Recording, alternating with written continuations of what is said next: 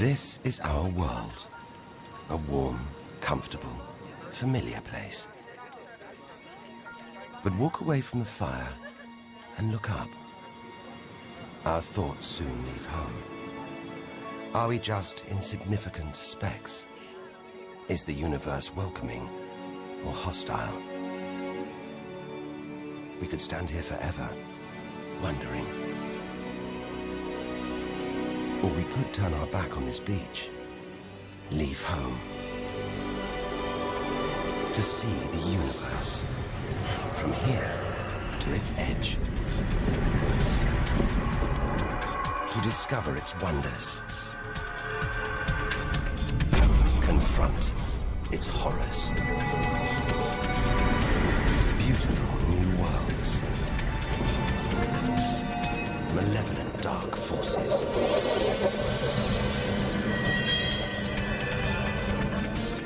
The beginning of time, the end of the world. Would we have the courage to see it through? Or would we run for home? There's only one way to find out.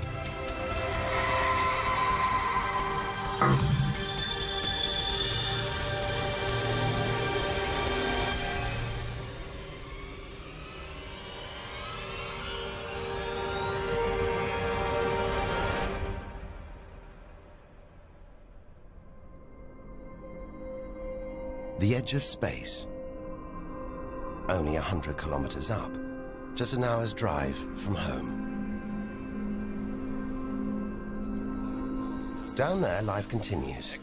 The traffic keeps moving, stocks go on trading, and Star Trek is still showing. Looks favorable enough at this point that the Rays should go. The Blue Jays will be without starter Jim Clancy for a couple of weeks. This morning, Order! Will the honourable gentleman resume his seat? Mr. Ashton.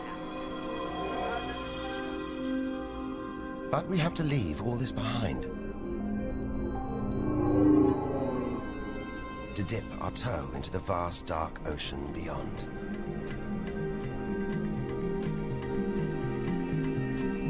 Into the shallows. Not too far from home. Onto the moon.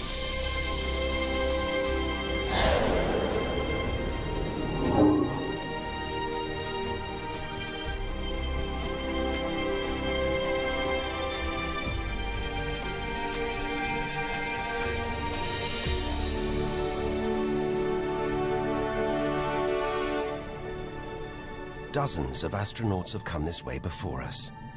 12 of them have walked on the moon itself. Just over 400,000 kilometers from home, 3 days in a spacecraft. So close, it's as if we've barely left home. Familiar, safe, within sight of Earth.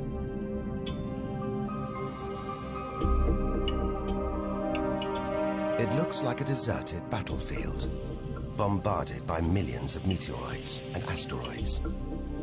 But it's quieter now. It's obvious there've been no major collisions for millions of years.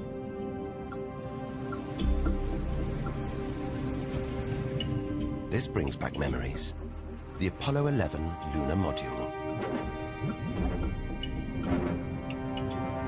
Neil Armstrong's first footprints.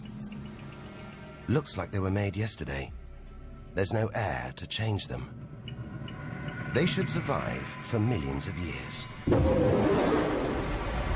Maybe longer than us.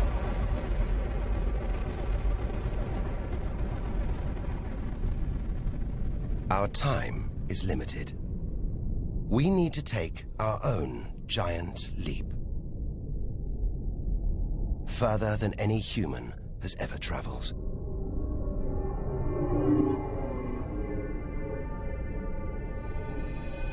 Out of the darkness, a friendly face. The goddess of love. Venus. The morning star. The evening star. Sometimes she welcomes the new day in the east. Others, she says goodnight in the west. The planet's spectacular yellow clouds reflect the sunlight. That's why this is the solar system's brightest planet. A sister to our planet. She's about the same size and gravity as Earth. We should be safe here.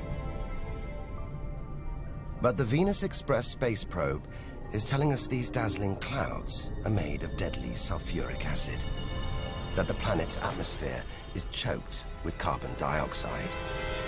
It's ringing alarm bells.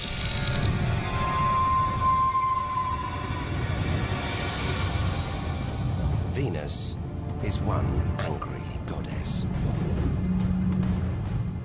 The air is noxious, the pressure unbearable, and it's hot, approaching 500 degrees Celsius. Stay too long, and we'd be corroded, suffocated, crushed, and baked.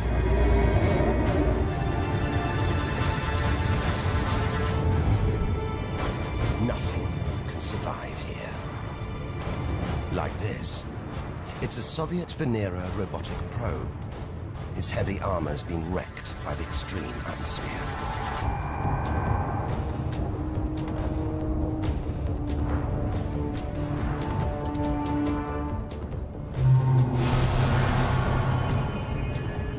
So lovely from Earth, up close, this goddess is hideous.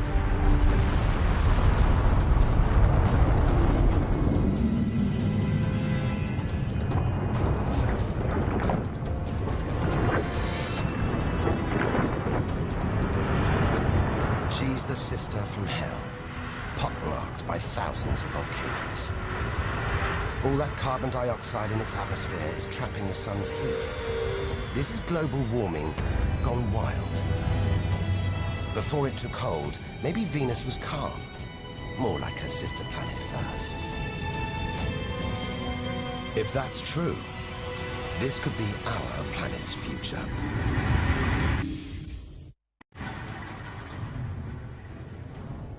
Beginning to think we shouldn't be out here, that we should turn back. But there's something hypnotic about the sun. Like Medusa, too terrible to look at, too powerful to resist, luring us onwards. On, like a moth to a flame. Dwarfed by, scorched by the sun, it's Mercury. Get too close to the sun, this is what happens. Temperatures swing wildly here. At night, it's minus 170 degrees. Come midday, it's 400 plus. Burnt, frozen, and look at those scars. A sign that Mercury had a violent past. The Messenger space probe. It's telling us something strange. For its size, this little planet has a powerful gravitational pull. It must be heavier than it looks. It's like a huge ball of iron, covered with a thin veneer of rock. The core of what was once a much larger planet. Maybe a stray planet slammed into Mercury, blasting away its outer layers in a deadly game of cosmic pinball. Whole planets on the loose, destroying anything in their path, even entire planets. And we're in the middle of it.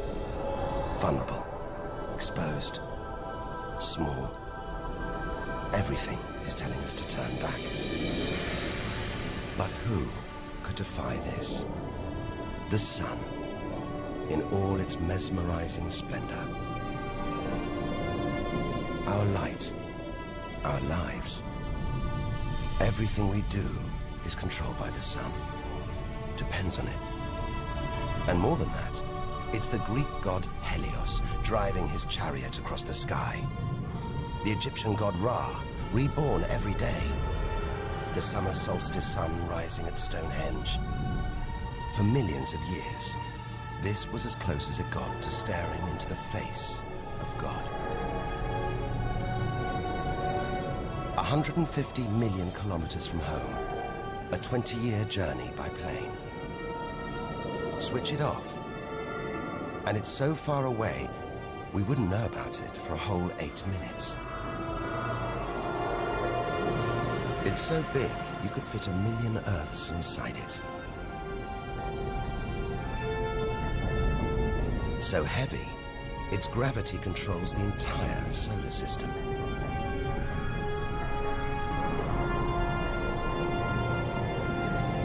But who needs numbers? We've got the real thing. We see it every day, a familiar face in our sky. Up close, it's unrecognizable. A turbulent sea of incandescent gas. The thermometer rises to over 5,000 degrees. Down in the core, it's got to be tens of millions of degrees.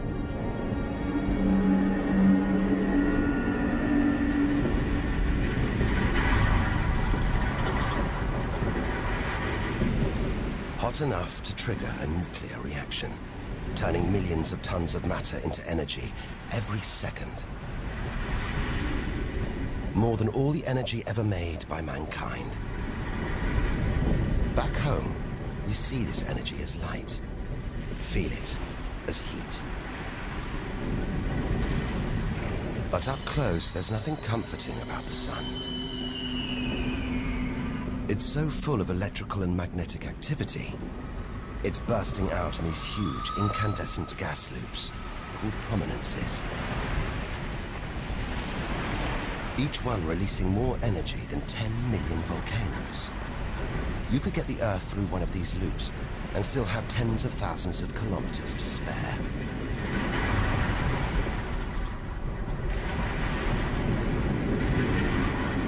And where they burst through, it's exposing the cooler layers below, making sunspots. They're a fraction cooler than their surroundings. It's why they look black, but they're still hotter than anything on Earth. And they're massive, too. Some of these are at least 50,000 kilometers across. A solar flare. A superheated stream of electrified gas blasting deadly radiation out into space. But one day, all this will stop. The sun's fuel will be spent.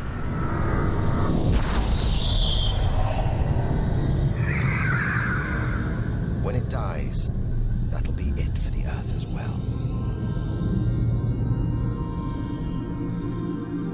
This God creates life and destroys it, demands we keep our distance.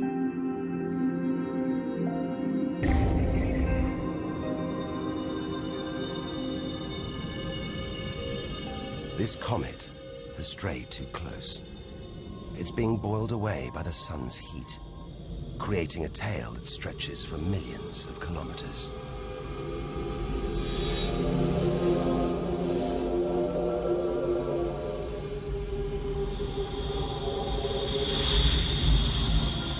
It's freezing in here.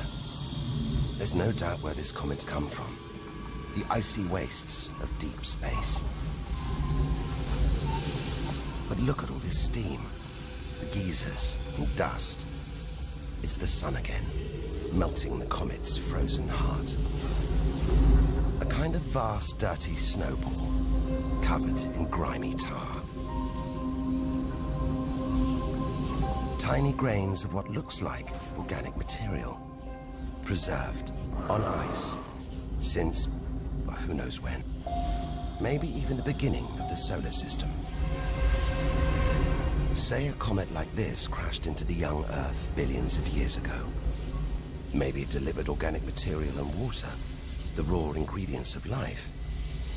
It may have even sown the seeds of life on Earth that evolved into you and me.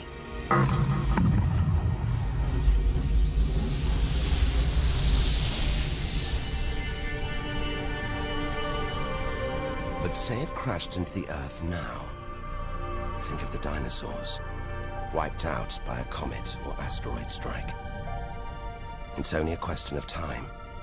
Eventually, one day, unless we can find a way to protect ourselves, we'll go the way of the dinosaurs.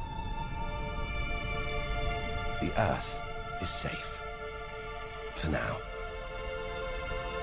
But if life on Earth was obliterated, we'd be stuck out here, homeless, adrift in a hostile universe. We'd need to find another home. Among the millions, billions of planets, there must be one that's not too hot, not too cold, with air, sunlight, water, where, like Goldilocks, we could comfortably live.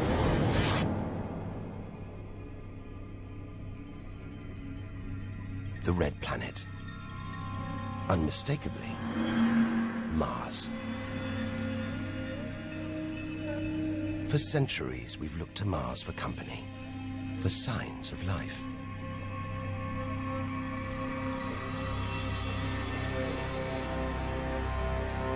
Somewhere down there could be extraterrestrial life. But are we ready to find it? Ready to rewrite the history books, to tear up the science books, to turn our world upside down? What happens next could change everything.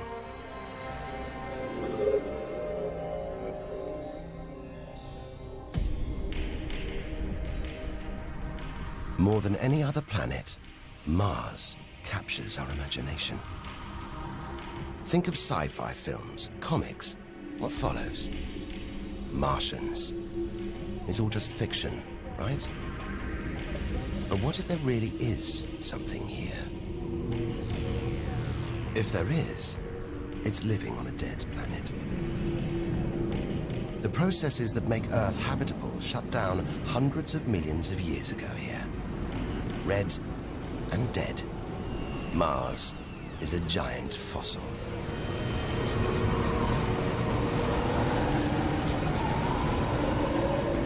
Something's alive. A dust devil. A big one. Bigger than the biggest tornadoes back on Earth. There's wind here. And where there's wind, there's air. Air that could sustain extraterrestrial life. But it's too thin for us to breathe. Full of choking carbon dioxide. There's nothing to protect Mars from the sun's ultraviolet rays. And it's cold. As low as -80 degrees, freezing water in the ground, at the poles, and even in the atmosphere, as snow.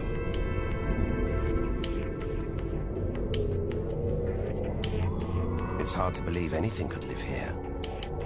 But on Earth, there are creatures that survive in extreme cold, heat, and even in the deepest ocean trenches. It's as though life is a virus. It adapts, spreads. Maybe we're carrying the virus of life across the universe right now. Even in the most extreme conditions, life usually finds a way.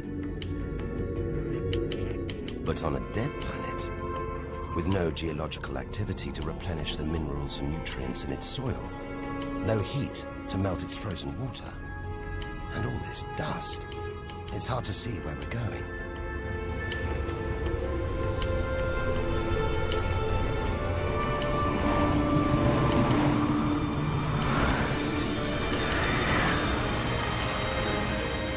But we can't miss this. Olympus Mons, a vast, ancient volcano, 3 times higher than Everest. So wide, it would stretch almost all the way across Spain. Since its discovery in the 1970s, it's been declared extinct.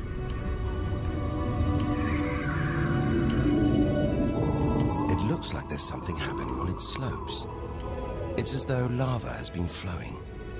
But any lava flows should be long dead, obliterated by meteorite impacts.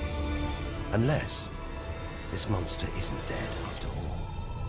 If it's not, there could be molten magma beneath the crust right now. This changes everything. Volcanic activity could be melting frozen water in the soil. recycling minerals and nutrients, creating conditions for life to exist.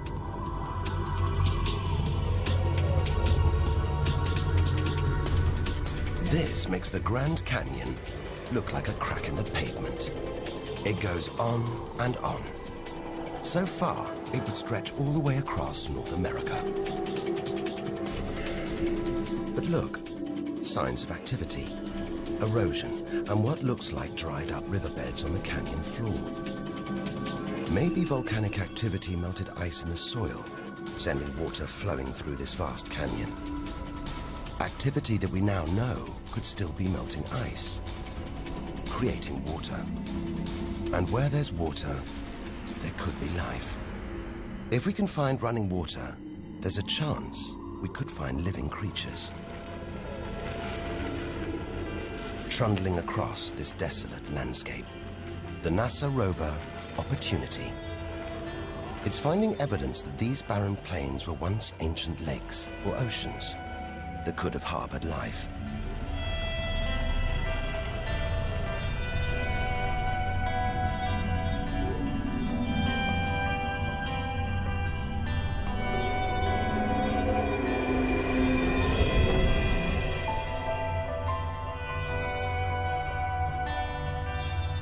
Look at these gullies.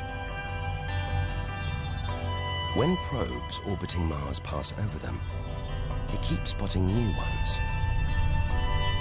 More proof that Mars is alive and kicking. That there may be water flowing beneath the surface, creating these gullies. Water which could be sustaining Martian life.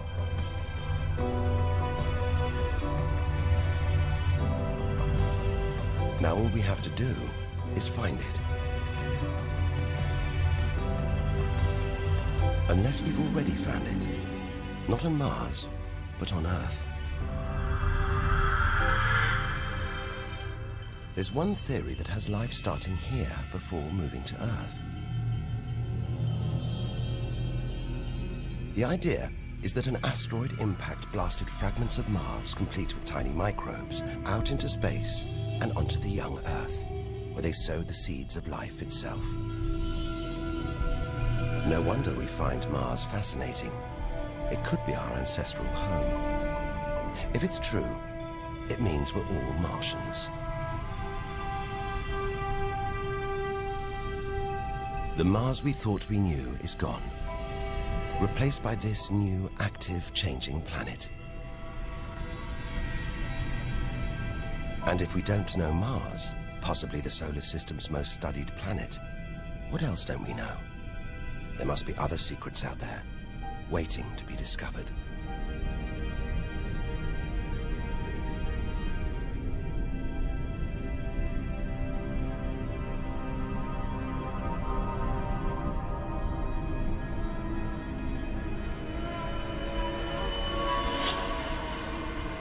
This is getting scary.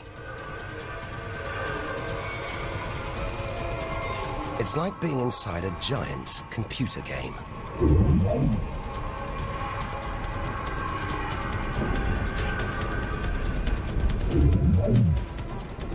But these are all too real. Asteroids, some of them hundreds of kilometers wide. This one must be about 30 kilometers long. And look, perched on it, a space probe.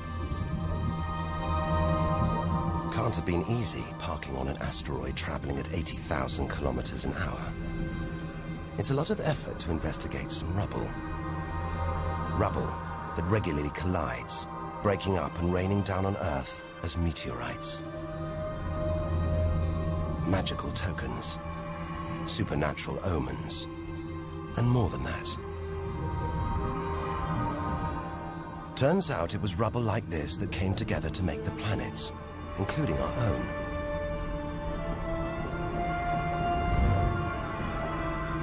So by dating the meteorites we find on Earth, we know the planets were born 4.5 billion years ago. These are the birth certificates of our solar system, of our planet. But for some reason, these rocks didn't form into a planet. Something must have stopped them. Something powerful.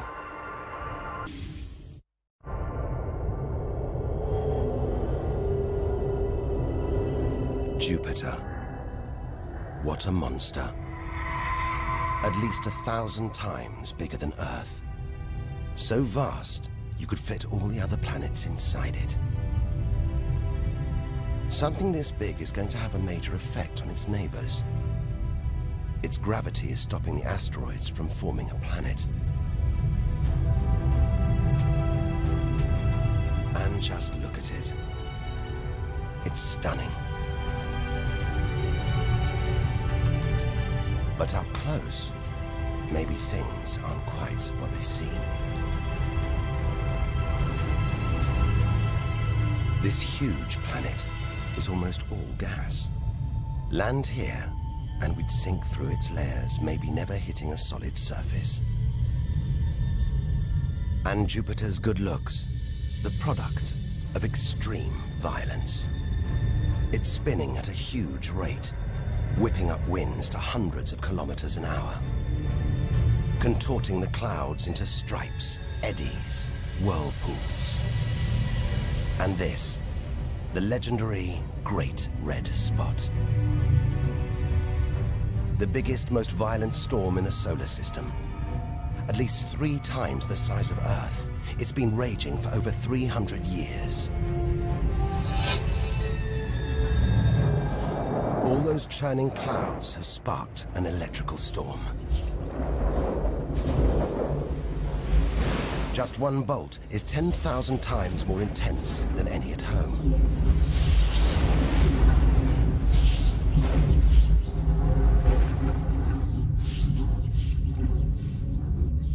It seems the best place, the safest place to see Jupiter is from a distance.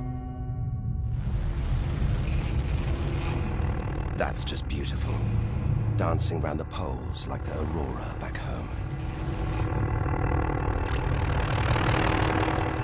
But the Geiger counter is going wild. It seems even these are deadly, generated by lethal radiation pulled from space by Jupiter's powerful magnetic field. We're beginning to realize out here, nothing is what it seems. The universe is full of contradictions, deceptions, traps. Right now, we need a safe haven, somewhere to find our feet, catch our breath.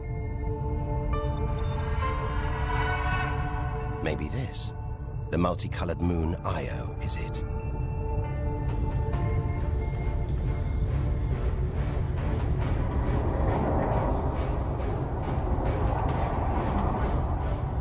Those pretty colors, a molten rock, sulfur, volcanoes, spewing burning hot ash and sulfur hundreds of kilometers into the air.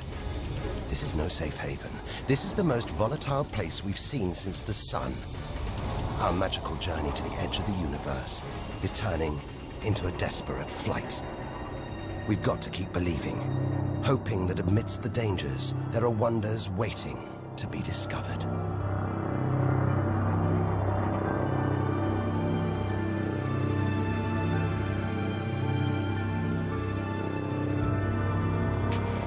$650 million kilometers from home. What a weird-looking place. And yet it looks strangely familiar.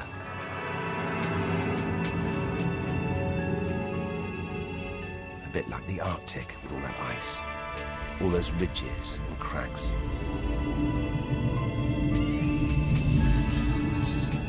This is Europa, and maybe, like the Arctic, this ice is floating on water, liquid water.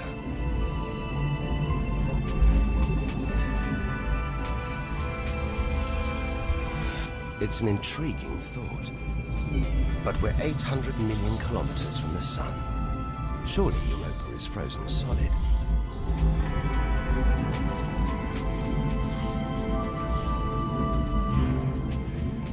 Unless Jupiter's gravity is creating friction deep inside, stopping Europa from freezing solid, allowing life to to develop in the waters beneath its frozen crust.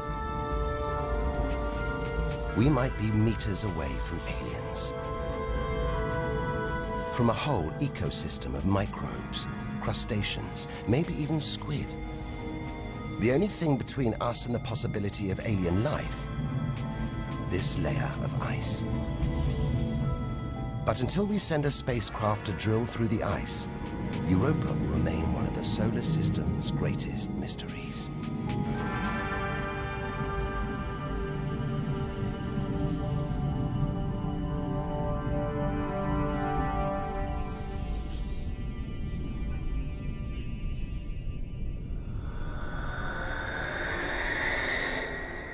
It's captivated our imaginations, haunted our dreams. And here it is, spinning before our eyes. Saturn, the jewel in the solar system's crown. Seeing it makes everything we've experienced worthwhile. There's something magical about Saturn. A giant ball of gas, so light it would float on water. Its spectacular rings would stretch almost from Earth to the Moon, but they're just a few hundred meters deep. That's the Cassini orbiter. It's picking up ghostly radio emissions, probably generated by auroras around Saturn's poles. This is the real music of the spheres. And Cassini is telling us these rings are probably all that's left of a moon shattered by Saturn's gravitational pull. Incomparable beauty from total destruction.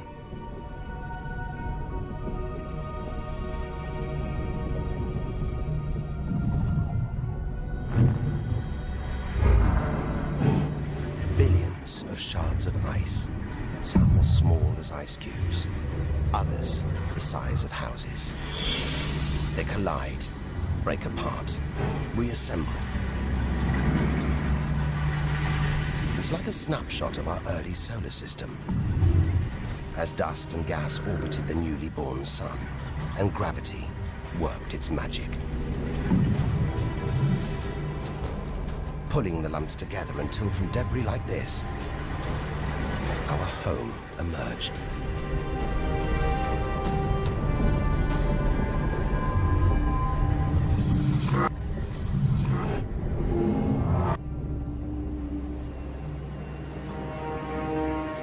We could stay here forever, gazing at Saturn's seductive allure. But we have to drag ourselves away. We've got so much further to go, so much more to learn. Which isn't easy when the largest object in sight is this moon, wrapped in thick clouds. Titan.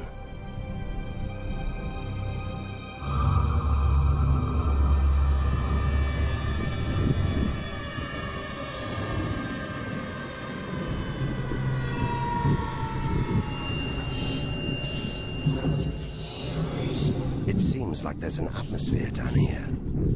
There's wind, rain, even seasons. And look at these rivers, lakes and oceans. It's the most similar place to Earth we've seen so far. Maybe it was worth tearing ourselves away from Saturn after all. Except that's not water. That's liquid natural gas. There must be hundreds of times more natural gas here than all the Earth's oil and gas reserves. If we could get it home, it could power our cities, fuel our cars for thousands of years. Or maybe, one day, we could use it here to fuel a colony. Assuming there isn't life on Titan already. The Huygens space probe, dropped onto Titan's surface from Cassini, is here to find out. It's telling us there are organic materials in the soil, but it's so cold, minus 180 degrees. There's no way these could come together to form life. Unless Titan warms up. The sun is predicted to get hotter. When it does, maybe life will spring up here. just like it did on Earth billions of years ago. As the Earth gets too hot for us, maybe we'll move to Titan. One day we might call this distant place home.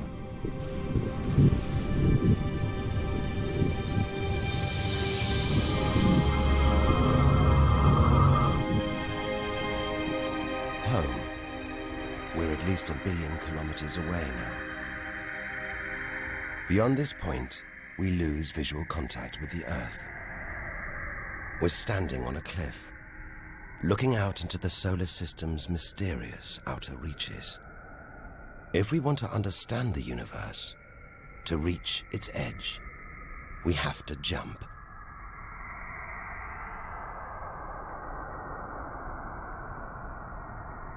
Unseen from Earth, unknown for most of history, we're in the solar system's outer reaches. It's like diving down into the deep ocean.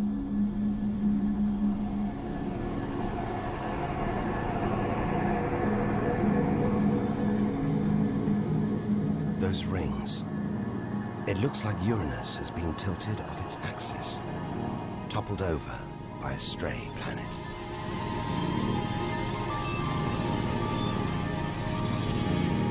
It's eerie out here. Already beginning to feel small, lonely. Maybe this is how we'll feel, what we'll find at the edge of the universe. But we've barely left the shore. Shrink the Earth down to the size of a pea. We've traveled less than 2 kilometers.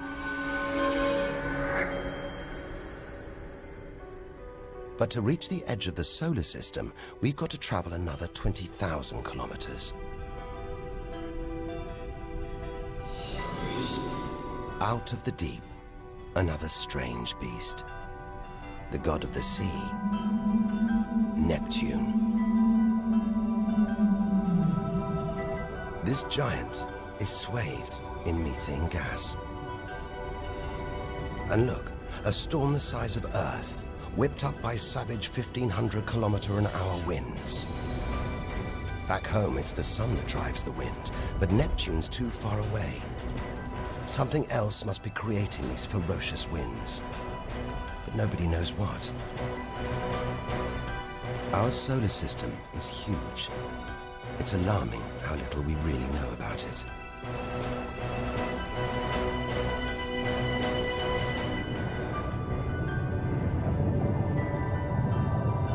Plunging deeper, something to cling to.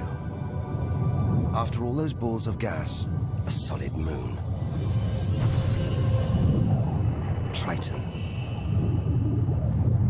Solid, but not stable. Just look at these geysers, cosmic chimneys pumping out strange soot. And this moon is going round Neptune in the opposite direction to the planet's spin. A cosmic battle of wills that this angry moon is always going to lose. Neptune's massive gravity is pulling on Triton, slowing it down, reeling it in.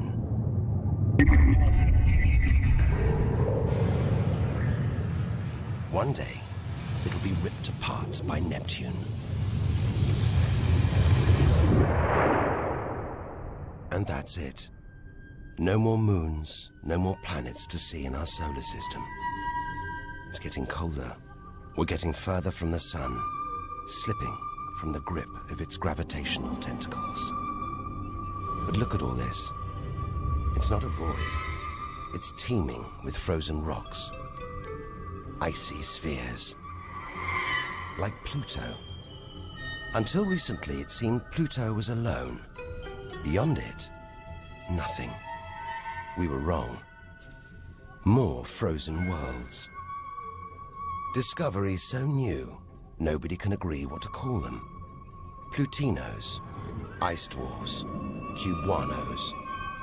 Whatever the name, the implications are the same. Our solar system isn't the neat model we thought it was. Over 13 billion kilometers from home, the most distant thing ever seen to orbit the Sun, another small, icy world called Sedna, discovered in 2003. Its orbit takes 10,000 years and sends it 130 billion kilometers from the Sun. Hang on. There's something else out here. 16 billion kilometers from home, the space probe Voyager 1. If it wasn't for this bundle of aluminium and antennae, we'd have no images of the giant planets, no clue about their strange moons. It's traveling 20 times faster than a bullet, sending messages home.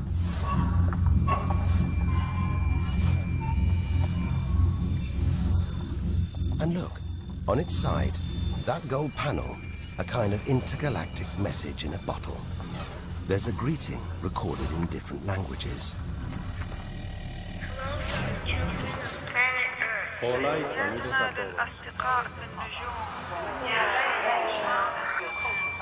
And a map showing how to find our solar system. But if you're in the jungle, is it wise to call out? Anyone, anything could hear our call, find out where we live, and come knocking. Friendly or not.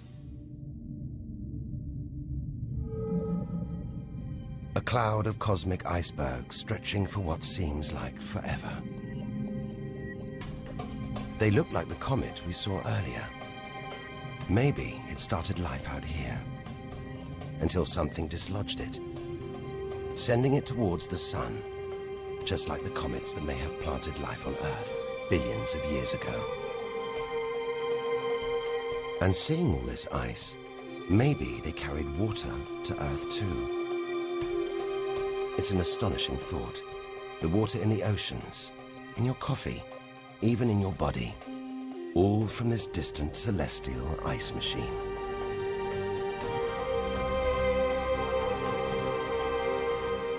We're 8 million, that's 8 trillion kilometers from home. But in reality, this is only a baby step. Ahead, trillions of kilometers, billions of stars. This is it. Time to stop looking in and start looking out. To step out into the big, wide universe. Into interstellar space.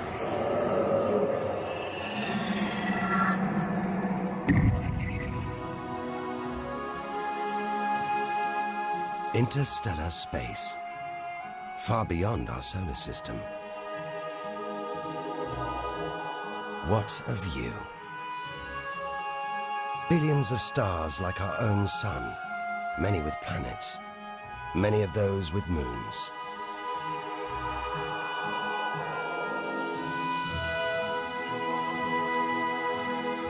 It's hard to know which way to go. There are infinite possibilities in every direction. Whichever way, we're going to need a serious burst of acceleration.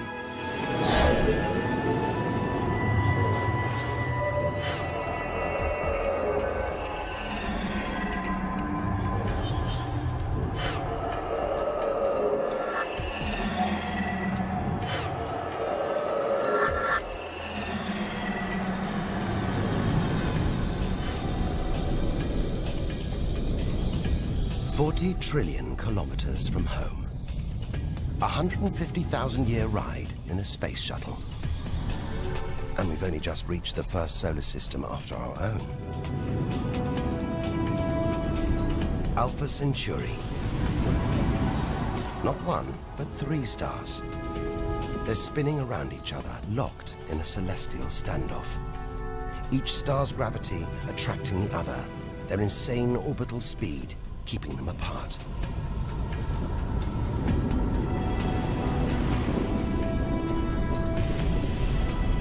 Get between them, and we could be flung into the face of one of these stars. Vaporized, trillions of kilometers from home. So far, the kilometers are becoming meaningless. We're going to have to talk in light years. A beam of light takes 1 year to travel 10 trillion kilometers. So 40 trillion kilometers is 4 light years from home. It's crazy. Distances so vast, they're almost beyond comprehension.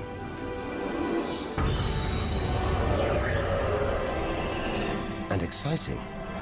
Who knows what strange worlds lie ahead? What we'll discover when, if we reach the edge of the universe.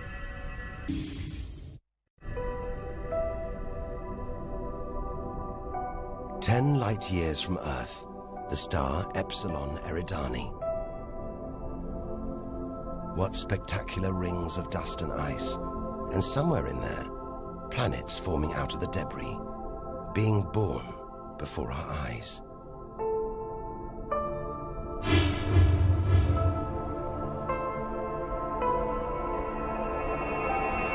Asteroids and comets everywhere.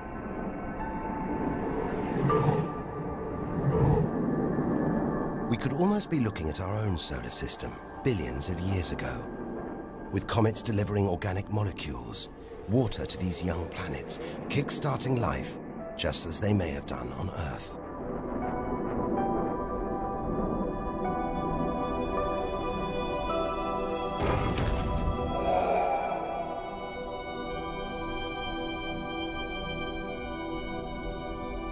At the center of all this action, a star smaller than our sun. It's still in its infancy. Any life in this solar system would be primitive at best.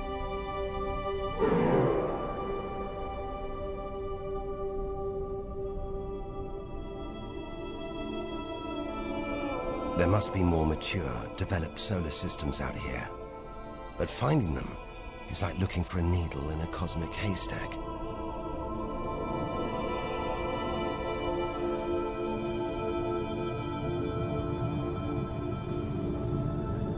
"20 light years from Earth. Star Gliese 581.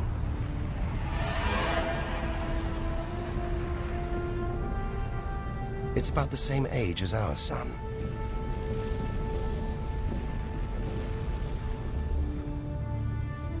And orbiting it, this planet. It's just the right distance from its sun.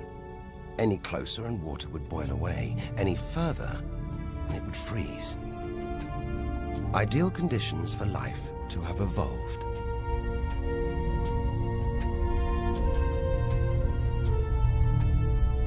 And if comets have struck, delivering water and organic materials, then life, complex beings like us, even civilizations like our own, could be down there, right now.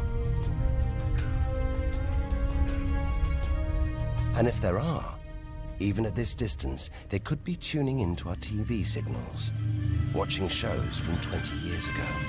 And here's your host, Joe Cochran.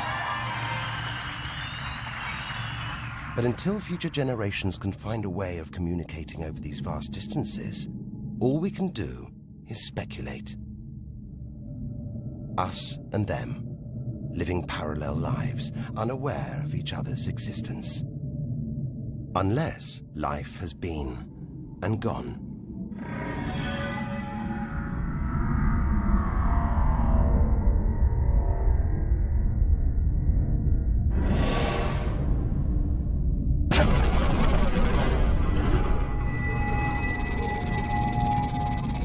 That's the problem with comets.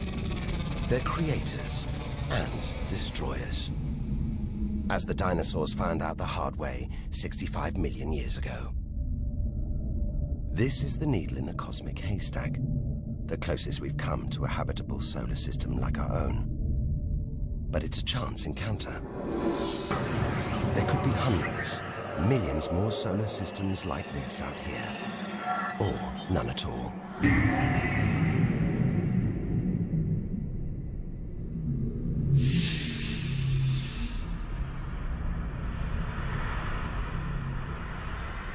This is vast. And look, it's the planet Bellerophon.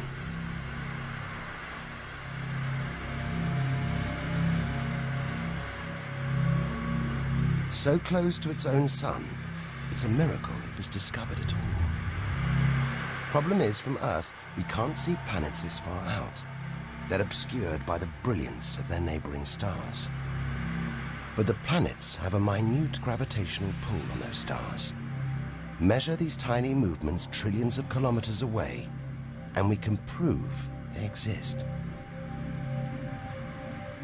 That's how we tracked down Bellerophon in the 1990s, opening the floodgates to the discovery of hundreds of other distant planets. 65 light years from Earth. Tune in on this bright star, and you'd pick up TV signals from Hitler's Berlin Olympics. Verkünde die Spiele von Berlin zur Feier der 11. Olympiade neuer Zeitrechnung als eröffnet.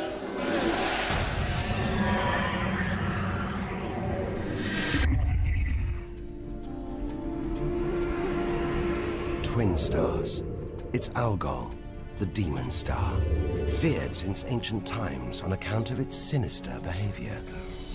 From Earth, it appears to blink as one star passes in front of the other. Up close, it's even stranger. One star has expanded into the gravitational pull of the other. It's being sucked towards it. Almost 100 light years from home. Listen. One of the first ever radio broadcasts. Just a faint whisper. We'd appreciate it if anyone hearing this broadcast would communicate with us. We are very anxious to know how far the broadcast is reaching. And then silence. From here on out, it's as if Earth never existed. Any aliens living beyond here will have no idea we're there. It feels like a lifetime ago we stood on that beach, looking up at the sky, wondering where and how we fitted in. It's time to appreciate the wonders we're seeing, not just for what they tell us about our own world. It's what they can tell us about the whole universe, its past and its future.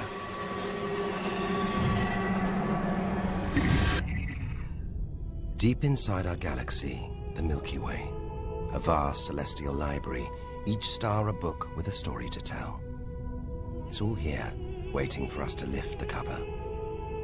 The Seven Sisters, daughters of the ancient Greek god Atlas, transformed into stars to comfort their father as he held the heavens on his shoulders.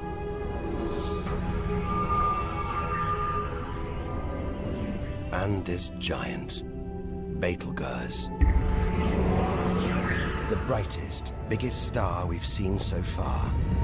It's got to be at least 600 times wider than our own sun.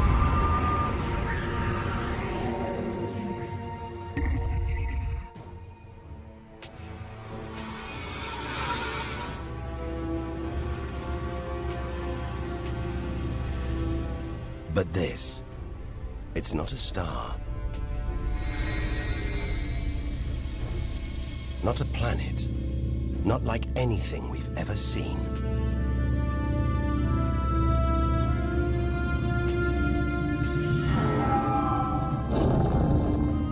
A ghostly spectre, more than 1,300 light years from Earth. Orion's dark cloud. Dust and gas, so dense it's shrouding us, shutting us off from the universe outside. There, deep inside, a ball of light, pulling the dust and gas towards it, heating up, merging into a ball of burning, hot gas. Like a star, like our sun, in miniature. It's millions of degrees inside it. So hot, it's beginning to trigger nuclear reactions, the kind that keep our sun shining. Making energy, radiation, light. A star is being born.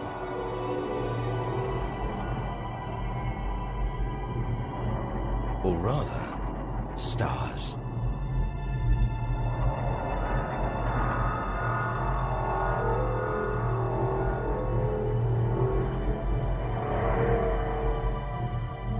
Orion's dark cloud is a vast star factory.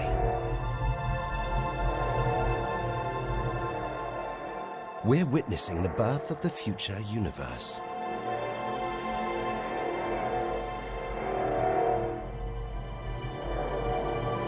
We've come to expect hostile horrors, but we're discovering one of the universe's greatest creative wonders: star birth.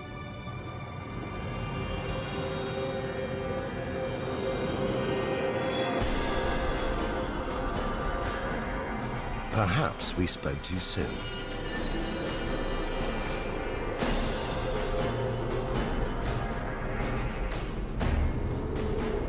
Jets of gas, exploding outwards at 200,000 kilometers an hour, blasting dust and gas out for millions of kilometers.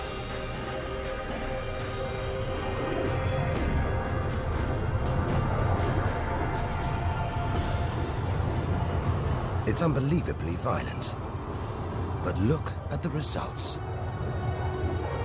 It's beyond words. Nebula. Vast glowing clouds of gas hanging in space. With no wind out here, they'll take thousands of years to disperse. They seem to be forming a vast stellar sculpture. It makes you realize nature is more than a scientist, an engineer. It's an artist on the grandest of scales. We've seen some strange sights, but this is a masterpiece. A giant horse's head rearing up in space. Stars are born, grow up, and then what? Do they die? Do they slip quietly into the night, or go out with a bang?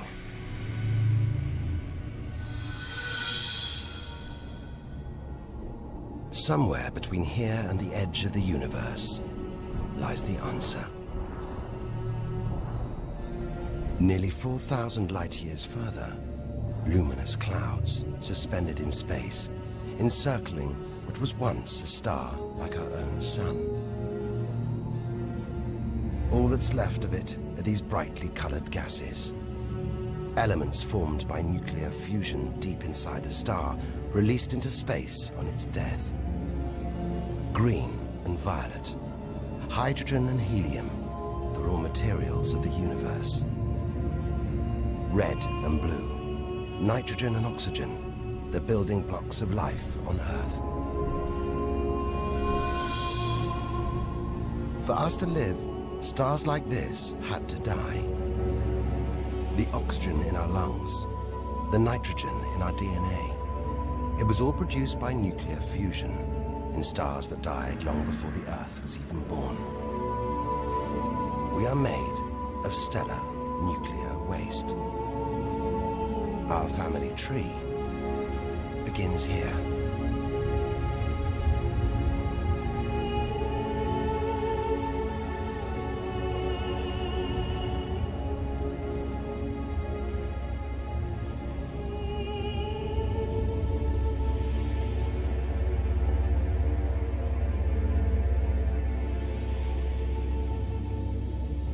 At its heart, the ghost of a star. It's a white dwarf.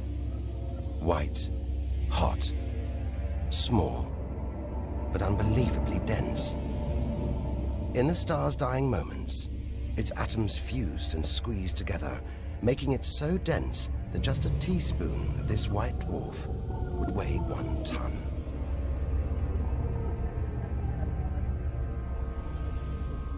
It's a chilling premonition of our sun's fate.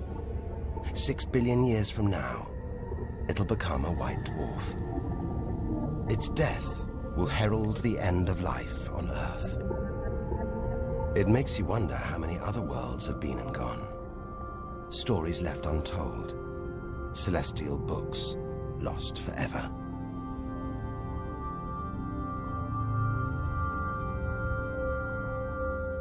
But the greatest story of them all is still to be told.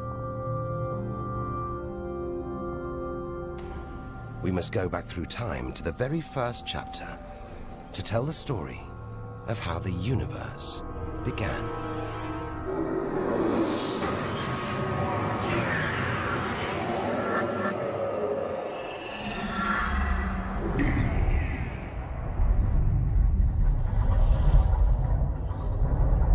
The scattered remains of a dead star.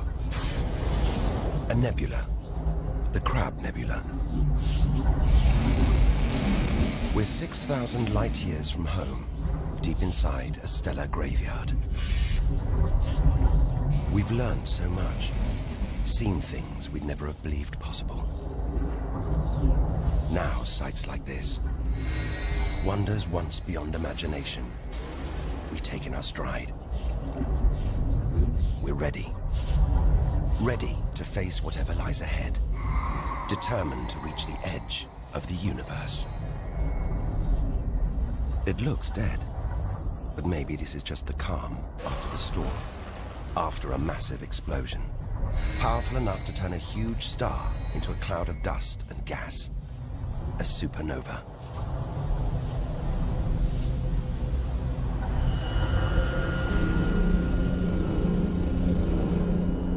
The eye of the storm, a spinning, pulsating star, a pulsar.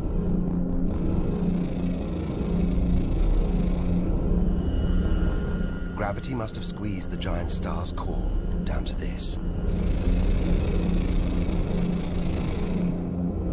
It's just 20 kilometers across, unimaginably dense. One pinhead of this would weigh hundreds, maybe millions of tons. As it shrank, like a figure skater spinning on the spot, arms outstretched, then pulling them in, it began to spin faster. Two beams of light, energy, radiation, spinning 30 times a second, powering the huge cloud of dust and gas.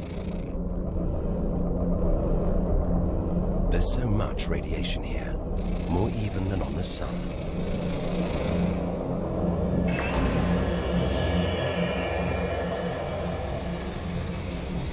That was easily the deadliest thing we've encountered so far.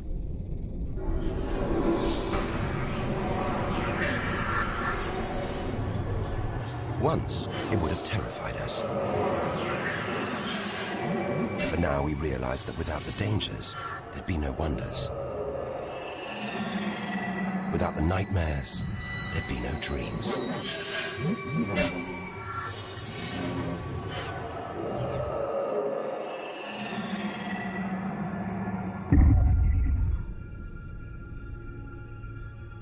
Getting a strange sensation. A feeling, as though there's something bad out here. A malevolent presence. The one thing we didn't want to encounter. Impossibly black, blotting out the stars behind it. We are staring into the face of extinction. The remains of a giant star. A black hole. Instead of contracting to a white dwarf or a pulsar, it just kept on going. Shrinking until it got so small it's just a few kilometers across. Far denser than a pulsar and impossible to resist.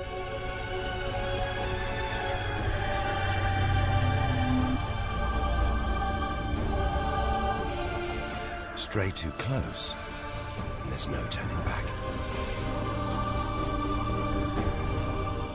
Now we know why it's a black hole. Its gravity is so intense, not even light can escape. This asteroid, it's a lump of solid rock, but it's actually stretching, being dragged towards the gaping hole. Inside, there's no matter as we know it. No time, no space. All the rules of physics collapse.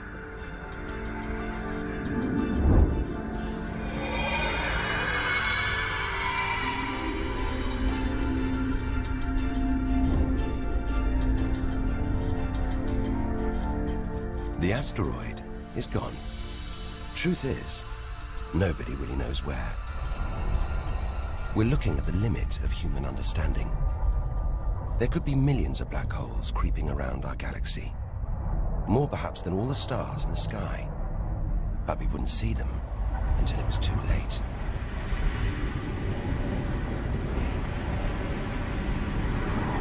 Like this star, spiraling, disappearing down an invisible plug hole.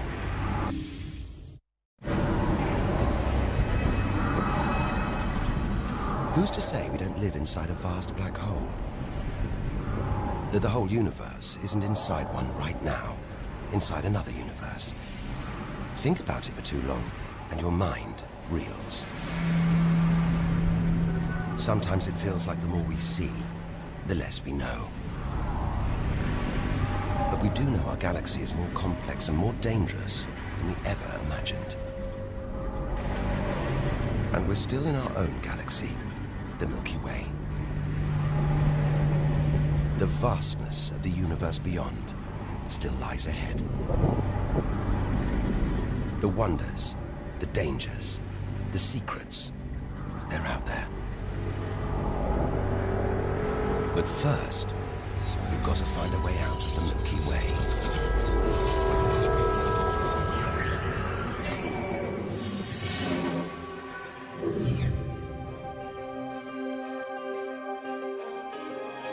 "7,000 light years from home, still deep inside our own galaxy. It's as though we're in a forest thick with trees, each so beautiful, so fascinating. It's impossible to look beyond, to see the bigger picture. We have to find a way through, reach the clearing at the galaxy's edge. Only then can we begin to understand where it and we all began. But faced with sights like this, it's hard to leave. A colossal glowing cloud topped by these great towers of dust. The pillars of creation. Like a gateway into the far galaxy. Both pillars studded with tiny protrusions. Embryonic star systems. Each one the size of our solar system. Another monument to nature's astonishing creativity. We have to ignore its captivating beauty, its siren song, tear ourselves away, in order to carry onwards towards the edge of the galaxy.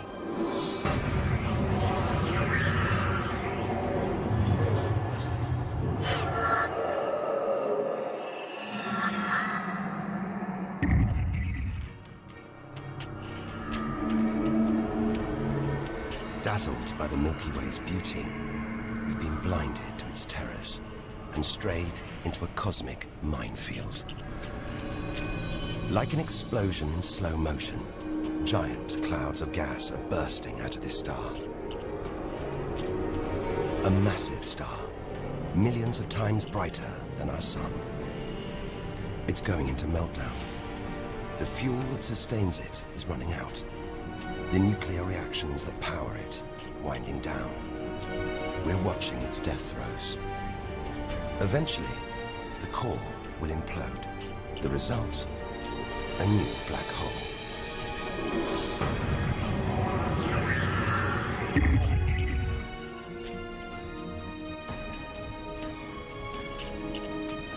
An even bigger, dangerously unstable star. But this one's about to explode. And when a star this big dies, it's 100 times more violent than a supernova. Somehow we've stumbled into the most violent star death imaginable. A hypernova.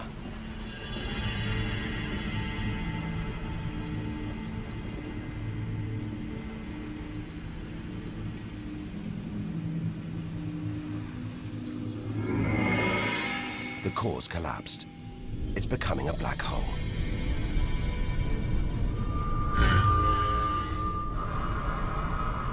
And that's the shockwave, surging through the star, ripping its outer layers into space.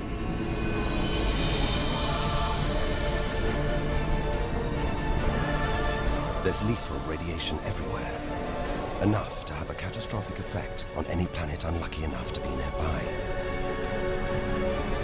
When virtually every species on Earth was wiped out 450 million years ago, the culprit may have been one of these.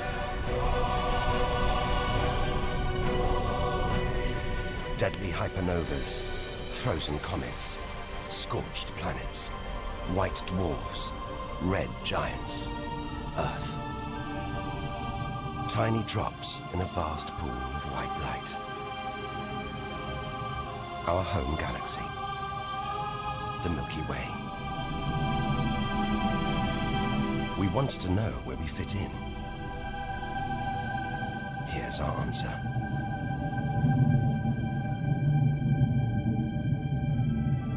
Civilizations, past and present.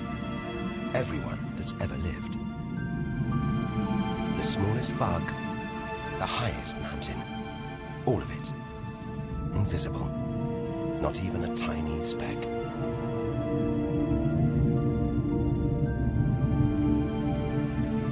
Our home is a minor planet of an insignificant star. If it disappeared right now, who or what would even notice? And yet, so far we found nowhere else we would rather live. Nowhere we could live. It's only now, far from home, that we're beginning to truly appreciate it.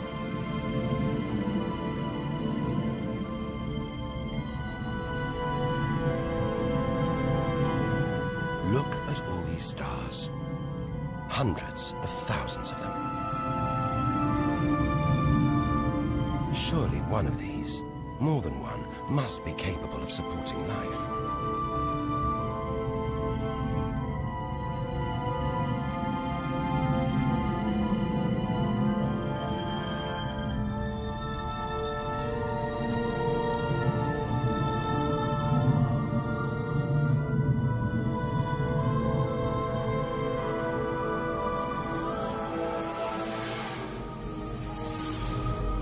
Maybe here, in this swarm of stars, the Great Cluster.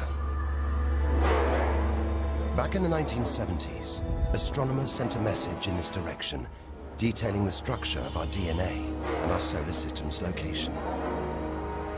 But it's so far from home, the message won't arrive for at least another 25,000 years. We haven't found alien life yet. But neither have we found any reason to believe it isn't out here, somewhere. There's an equation, devised to estimate the number of other advanced civilizations. Crunch the numbers, and the result is shocking. There could be millions of civilizations, just in our own galaxy.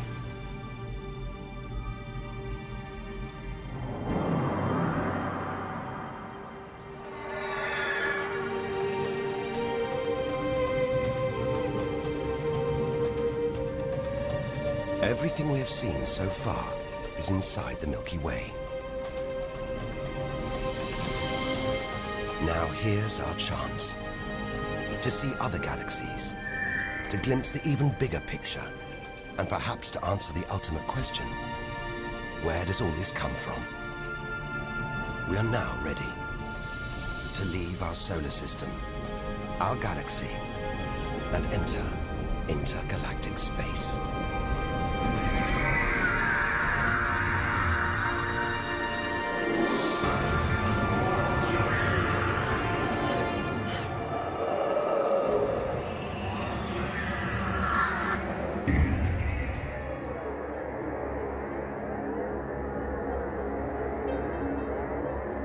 Beyond the Milky Way, through the vast expanse between galaxies, against all the odds, we've made it to intergalactic space.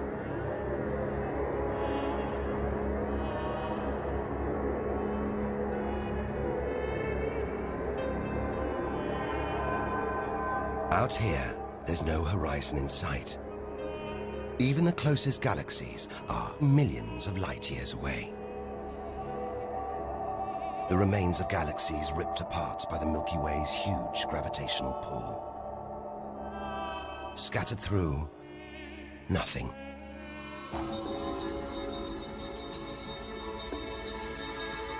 This is as close as the universe gets to a perfect vacuum. But even this isn't totally empty. There are thin wisps of gas, fine traces of dust, and something else. Dark matter. So mysterious we can't see it, feel it, taste it, touch it, or even measure it. Yet so common, it could make up over 90% of all the matter in the universe. If dark matter does exist, it means there's no such thing as empty space. Even out here, we're surrounded by matter. We only know it exists because of the strange hold it exerts on galaxies, like this one, the Large Magellanic Cloud.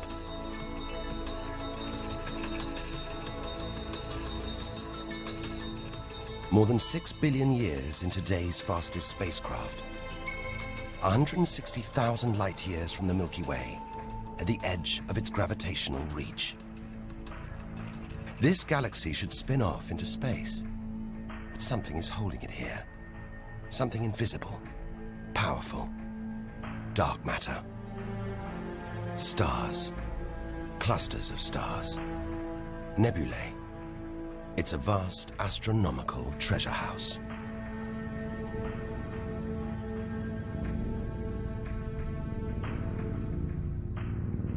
But look at this. It's like a string of gleaming pearls.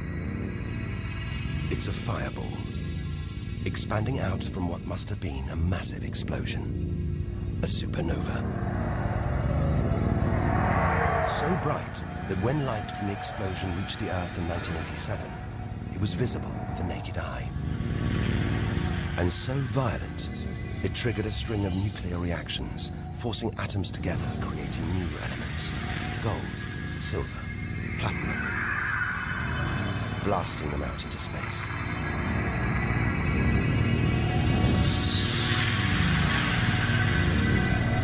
The gold in the ring on your finger was forged in a massive supernova like this, trillions of kilometers away, billions of years ago. Before we left home, the universe seemed separate.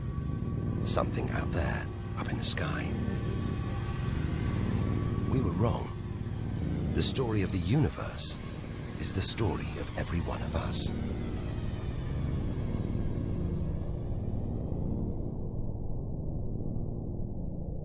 It's comforting to remember as we venture through this abyss. Further and further. Faster and faster.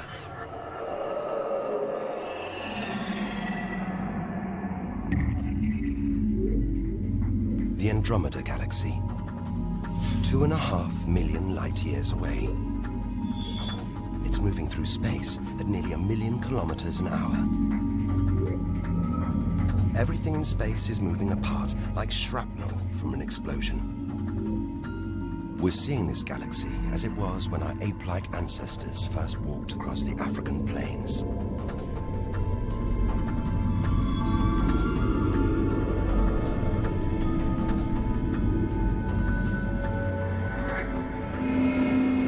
We go further through space and further back in time.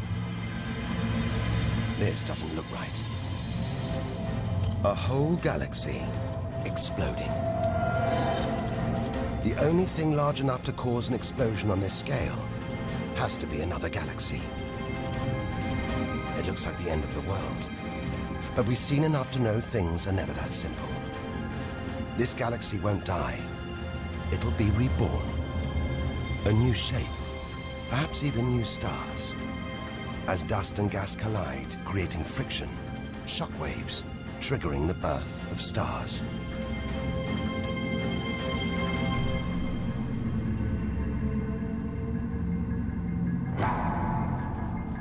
There's order in this chaos, a pattern behind the infinite variety, an endless cycle of birth and death, creation and destruction. It's a pattern woven through the vast fabric of space that binds each of these galaxies. There are billions of galaxies in the universe, each with billions, even trillions of stars. Possibly more stars than there are grains of sand on all the beaches on Earth. And all of these are just the stars that exist now. What about the stars that have been and gone? All the stars being born, yet to be born. We're finally beginning to see the big picture, and it's grander than we ever imagined. This galaxy, the huge Pinwheel Galaxy, is so far from Earth that if we send a message home now, it'll take 27 million years to get there. Who knows whether our species, our planet, will still be around to receive it? Most likely not.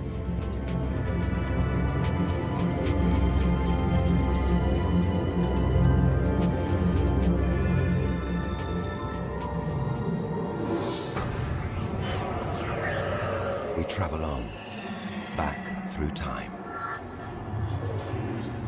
Past the point where the dinosaurs were wiped out. Past the moment where the first creatures clambered onto land.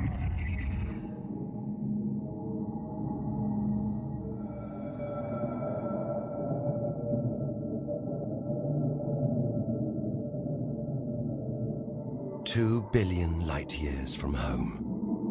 Closing in on the edge of the universe, going back to the beginning of time. This isn't a galaxy. It's brighter than hundreds of galaxies put together. A blinding beam of energy bursting out for trillions of kilometers. Something this big, this bright, must be incredibly powerful. Experience tells us, out here, power equals danger. It looks like a quasar, the deadliest thing in the universe. If it is, then our journey could be over, just as the end is almost in sight.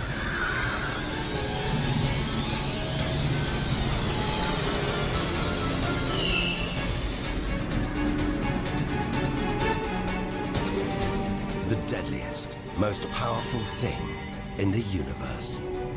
A quasar. A swirling cauldron of super-hot gas, brighter than hundreds of galaxies.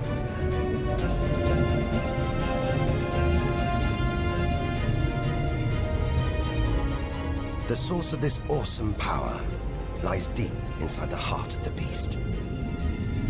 A heart of darkness. A supermassive black hole, as heavy as 1 billion suns.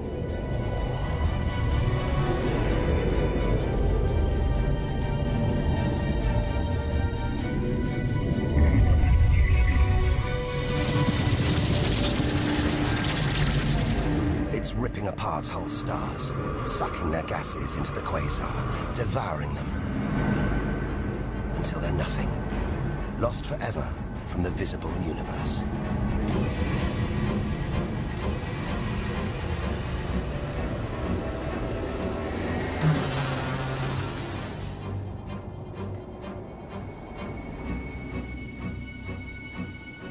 We've seen the worst the universe can throw at us. The most powerful and destructive forces the universe produces. Now it's on to the very edge of the universe. It's almost within reach.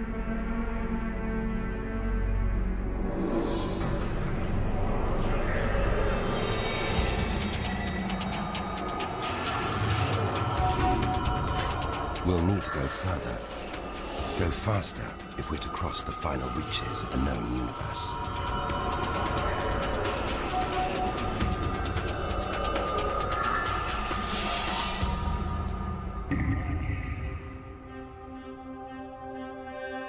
"8 billion light years from home.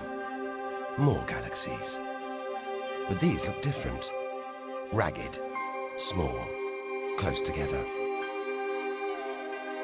We're so far back in time, we're seeing these galaxies as they were before the Earth was even born. They're still young, still growing. We're getting closer to where and how it all began. 12 billion years ago.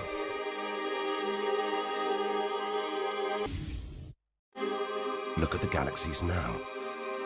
They're more like primitive plankton floating in a vast, dark ocean.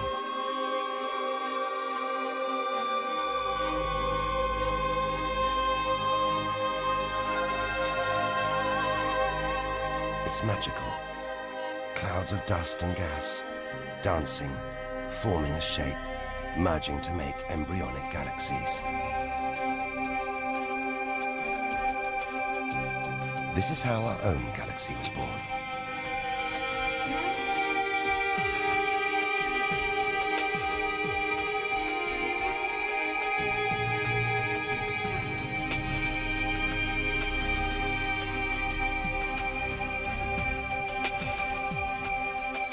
They're disappearing.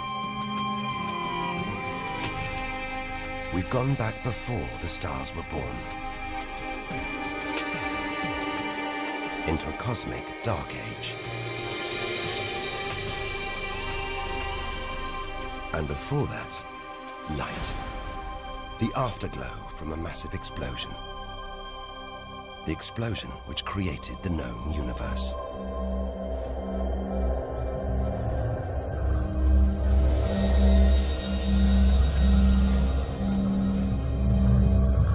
We're almost there.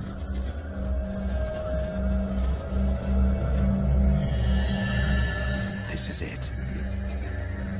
We've made it. The edge of the universe. 130 billion trillion kilometers from home. 13.5 billion years ago.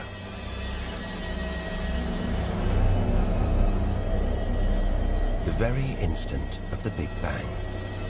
The most violent, most creative moment in history.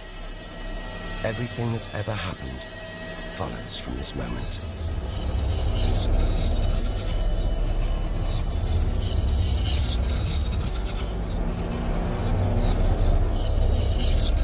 Every religion, every culture has pondered it.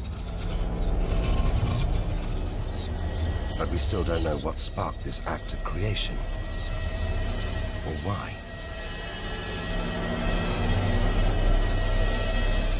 This is where our journey ends, and the universe begins.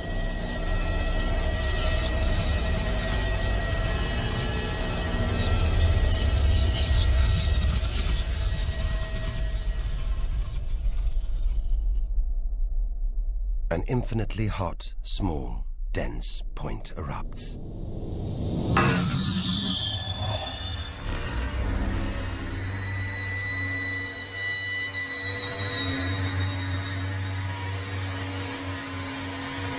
Creating space, time, matter, our universe itself. First, it's the size of a subatomic particle. The tiniest fraction of a second later, it's big enough to hold in the palm of your hand. Moments later, it's the size of the Earth.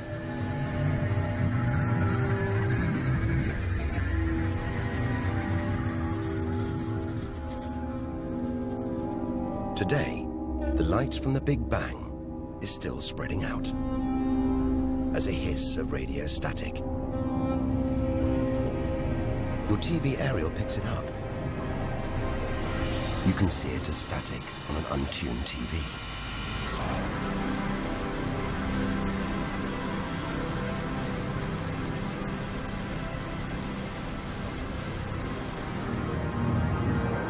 We go on, forwards through time, riding the blast wave. All the things we've seen on our journey are sparks flying out from the Big Bang. Galaxies, stars, planets, all just debris.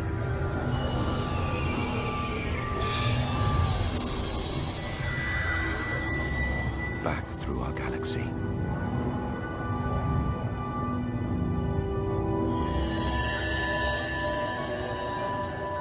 Our solar system. Until we reach another cooling cinder, swirling in the afterglow of the Big Bang. The Earth.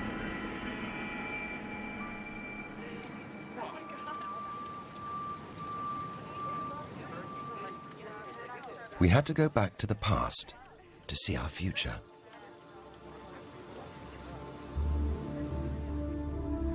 Three billion years from now, the vast Andromeda galaxy smashes into our own. A new galaxy is born. The sun and planets survive, but they've been thrown into a huge looping orbit around the new galaxy. The sun is becoming a red giant, swallowing up Mercury and Venus, scorching our planet's surface, destroying all life on Earth.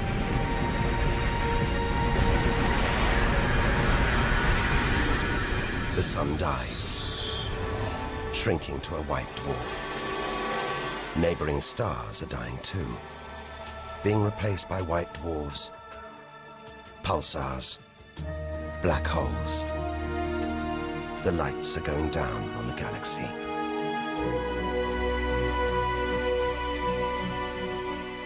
Since the Big Bang, the universe has been fading, dying, not with a bang, but with a long, drawn-out whimper.